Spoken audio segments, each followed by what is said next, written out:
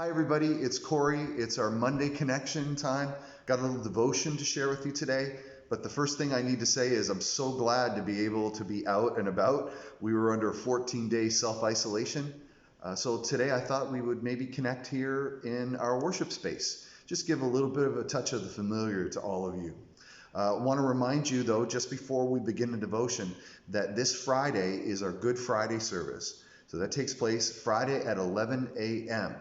And a tiny reminder too, if you're able to get some juice, some grape juice or grape drink, and just maybe a piece of bread or a loaf of something to be able to share communion with us, we're going to have an opportunity to do that as well. I just want to follow up a little with yesterday where we talked about that very crucial verse in John chapter 14, verse 6, where Jesus said this. He said, I am the way, the truth, and the life. No one can come to the Father except through me.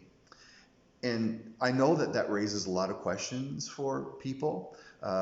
Maybe they're your own questions, or maybe it's the question that somebody else might have, especially around, is this offensive that Jesus would say this, that there's no other way to the Father except through him? And I thought I would talk a little bit about what we're not saying when we tell people that Jesus is the way, the truth, and the life. So we're not trying to debate with people. We're not trying to defend Jesus, or we're not trying to convince people. That's God's job to do that. And so that's why I shared a little bit. If you take a look at John chapter 18, verses 37 and 38, you see that Pilate has this question of Jesus during Holy Week. When Jesus says, he says to Jesus, so you're a king? And Jesus responded, you say I'm a king. Actually, I was born and came into the world to testify to the truth. All who love the truth recognize what I say is true. And then Pilate's classic question, what is truth?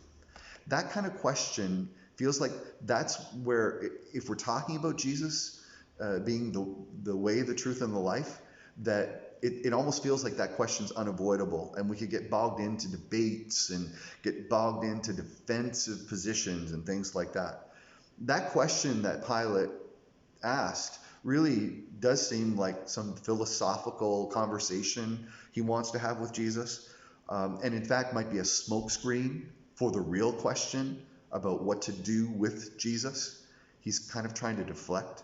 I think that's what a lot of us are worried about when it comes to how do I have a conversation about Jesus as the way, the truth, and the life. And I just need to tell you that don't be worried about that. And I'm going to explain a little bit more in a moment. But the other thing I think that we get worried about is that somehow we're saying that everybody else is wrong. All the other religions are wrong. And people getting the impression that we're part of some exclusive club where we get to decide who's in and who's out, and that's going to become the focus. And I wanted to say today that that's not the focus of Jesus being the way, the truth, and the life. We're focusing on the way, not the other ways, not ways that might be wrong. We're focusing on the way, Jesus. And so let's focus on the identity of Jesus. That's exactly what Jesus is saying if you read the verses after John 14:6. Because when he says he's the way, the truth, and the life, no one comes to the Father except through me, Thomas starts to ask this question again about, okay, show us the Father and we'll be fine. And then Jesus gets into this explanation about his identity. He focuses on his identity in verses 7 through 11. And that's what I wanted to tell you about too. So in other words, who is this Father? His disciples are asking. How do we know this invisible God? Those are still the same questions that we might have today. And in verse 7, Jesus says this. He makes some incredible claims. If you know me, you know the Father, he says in verse 7. If you'd really known me, you would know who my Father is. He's talking about himself. He says that if you've seen me, you see the Father in verse 9. Anyone who's seen me has seen the Father. In verse 10, that Jesus says, I'm in the Father and my Father is in me. He talks about in verse 10 also about his words and his works being the Father's words and the Father's works. Each time Jesus is going back to his identity, and that's the focus If we're going to explain to people about what the way is, it's a focus on Jesus, not about the other ways. We focus on Jesus.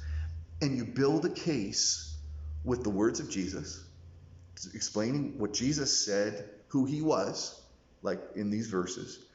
We use the Spirit's promptings because surely there are some things that we can say to people that are going to help them to understand it more. Something so incredibly amazing that Jesus was actually God.